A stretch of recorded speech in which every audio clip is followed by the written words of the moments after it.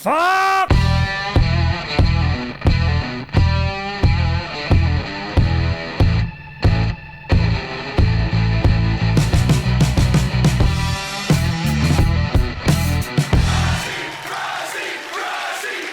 Grossi Posse Packer Nation. Welcome to an episode of Packcast, the podcast where you don't not a Packers fan, but it sure does help. I'm your host, Tom. I don't know, man. That sucked.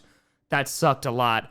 Grossi, and today we are going to be talking about the Green Bay Packers losing to the Chicago Bears 31-27. 27!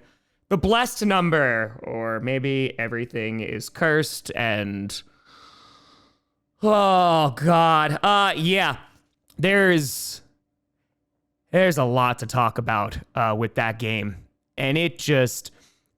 Heading into this game, you know, I think there were a good amount of nerves, both from Packers and Bears fans, right? Because whoever lost this game, it was not going to be fun for. And there was going to be victory laps that were going to be ran. And I didn't think the Packers were going to get blown out. But even if it was like, man, if the Bears just destroy them, Packers didn't have Zach Tom or Dontavian Wicks.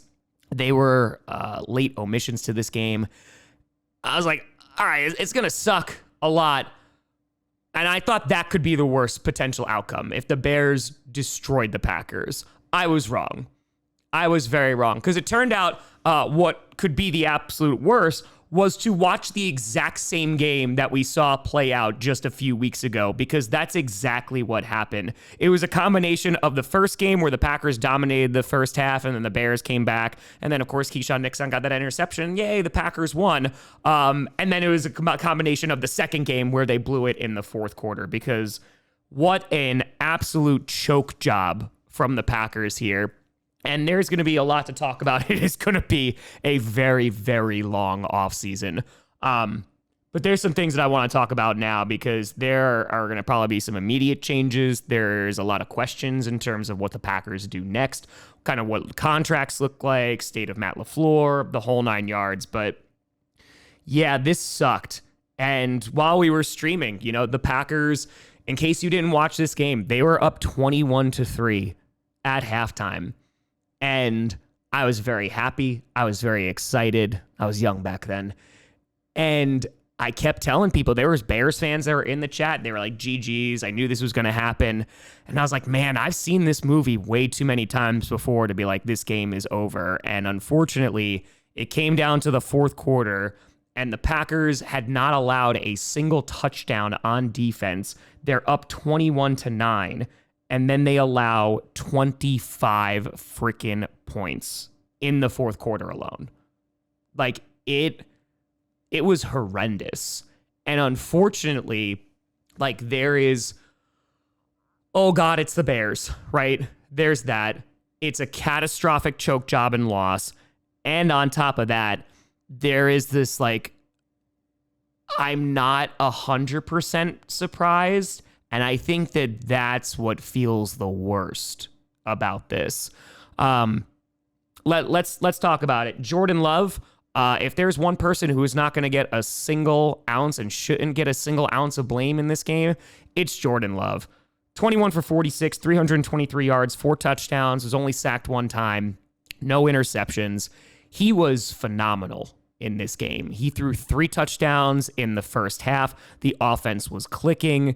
And Love, even though that second half offense, we'll talk about it, it was anemic. I mean, I don't even know if they were anemic. I think they were just not alive. There was no more blood even in the body.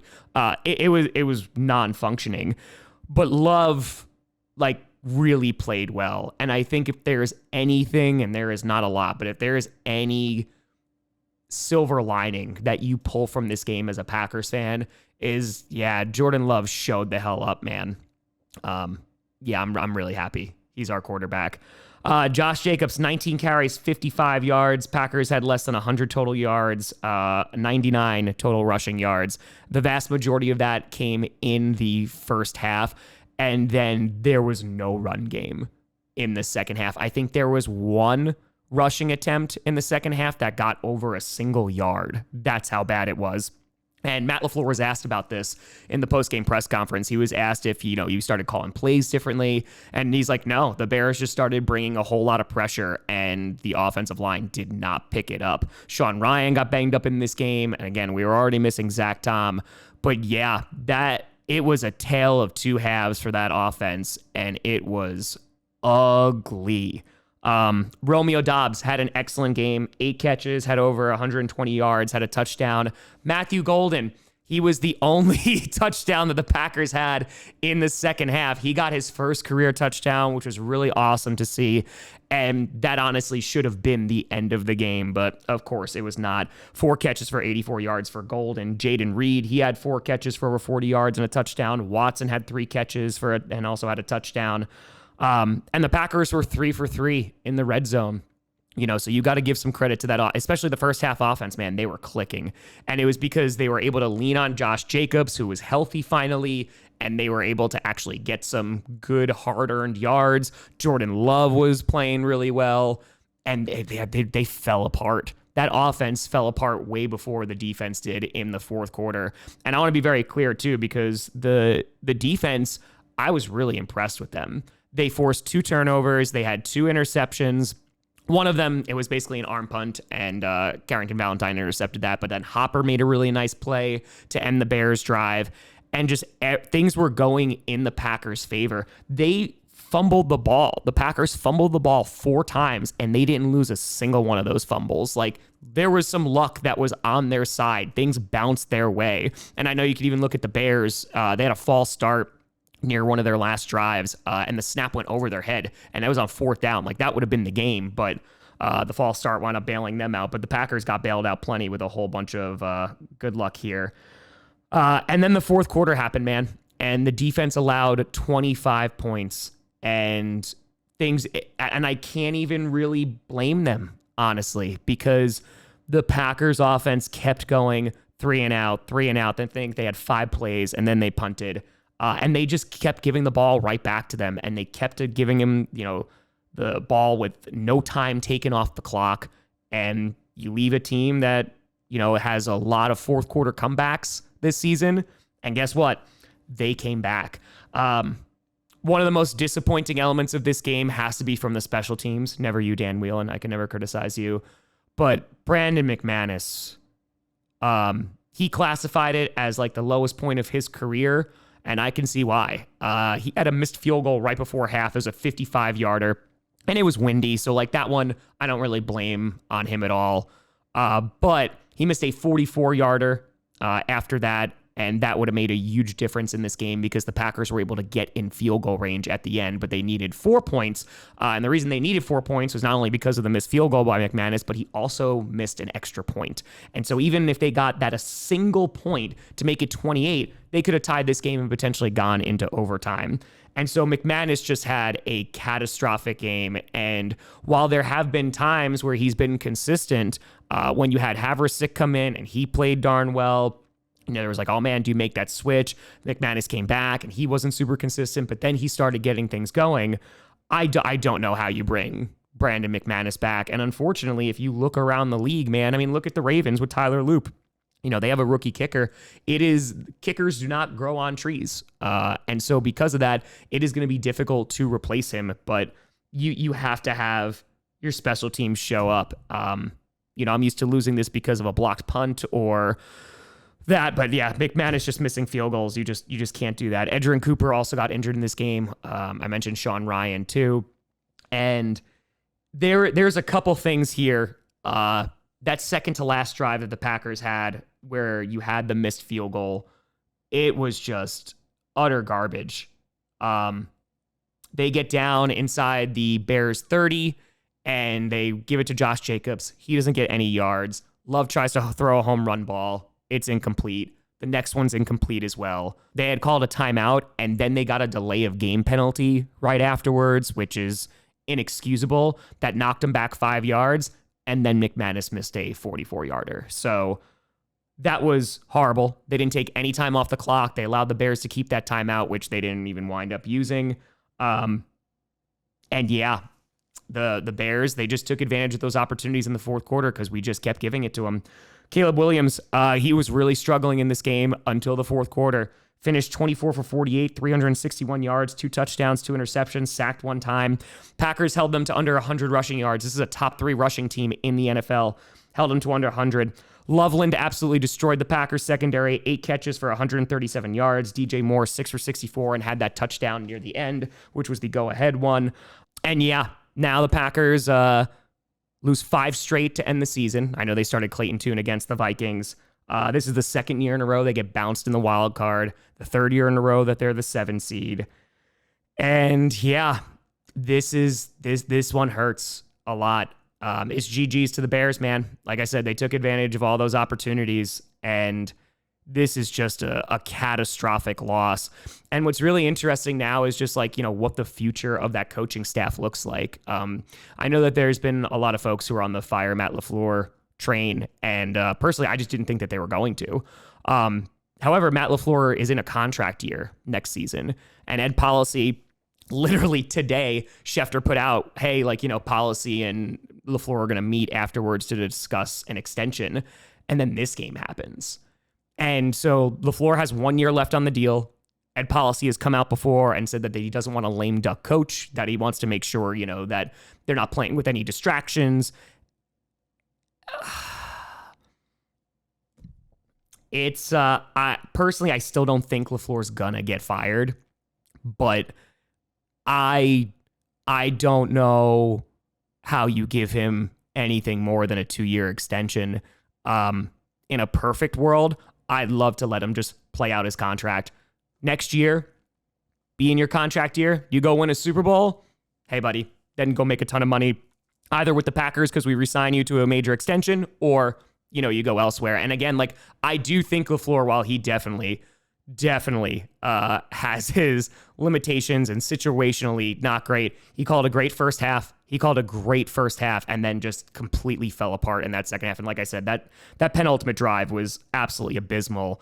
But to kind of have this choke be the end of your season, I'm very curious what Ed Policy is going to do.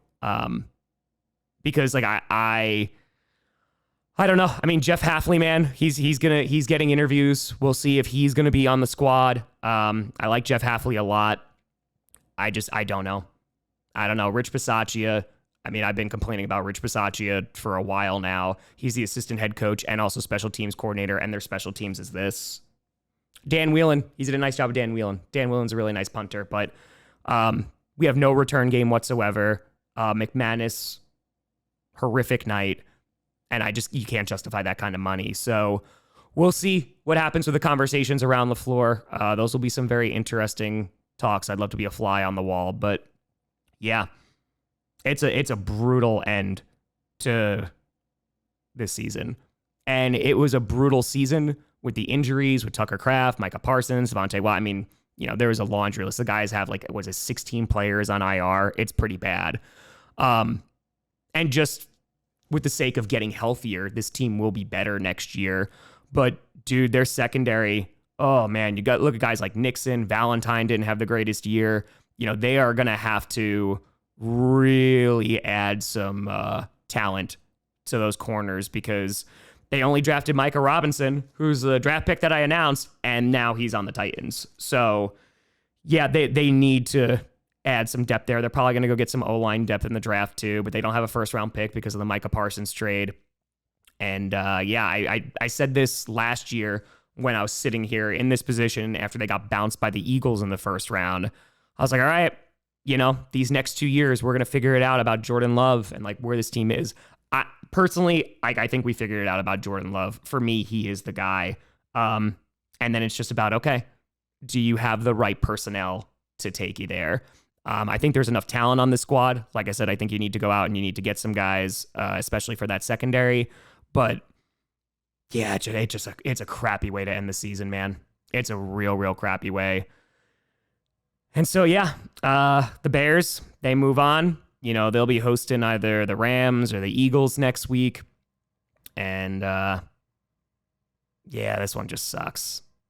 It really does. But I the thing that I have the biggest problem with is it was so familiar. And I don't know what the root of that is. You could look at coaching, you could look at culture, you could look at a lot of things. And I don't have an answer as to why. I mean, they had catastrophic collapses against the Cleveland Browns this season. They had, of course, the collapse against the Bears. The Ravens ran all over them in that fourth quarter and pulled away. But I mean, dude, like that onside kick, I mean, that they did it against the same exact team, you know? And unfortunately, it's just, I've seen this film too many times, and it's just another heartbreaking Packers playoff loss. And man, I just wanted to play one more game. Oh, I wanted to play at least one more game. Go up against the one-seeded Seahawks and see what happens, man. Because once Micah Parsons went down, it changed the entire outlook on the season, right? Like I told you, if the Packers were going to make noise in the playoffs, their offense had to show up. And for the first half, they did. And then they didn't in the second half.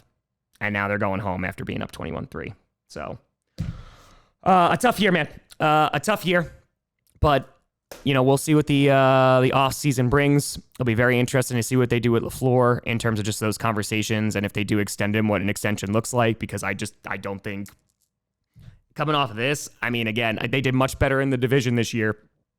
But, yeah, I don't know how you give him a major extension, because he's going to command a ton of money, because when LaFleur was hired, he was paid pretty cheap, and now head coaches make a ton of money. And if Matt LaFleur was gone tomorrow, he would make a lot of money in free agency. So I don't know. We'll see what happens, man.